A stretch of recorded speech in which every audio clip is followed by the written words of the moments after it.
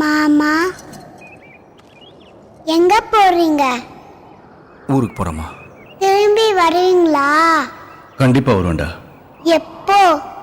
1 வருஷமோ 2 வருஷமோ தெரியல.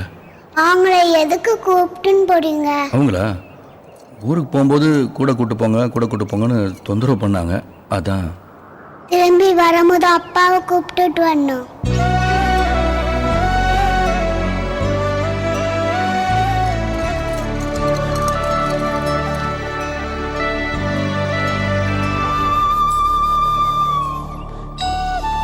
இந்தா, நீ நினைச்ச மாதிரி பொண்டாட்டி, ராசியான லாரி, நல்லபடியா பொழைச்சுக்க. ஐய, என்னடா அது குழந்தை மாதிரி அழுதுகிட்டு? நான் உண்மையாவே மாமியார் வீட்டுக்கு தான் போறேன். சீக்கிரம் வந்துடுவேன், அழாதடா.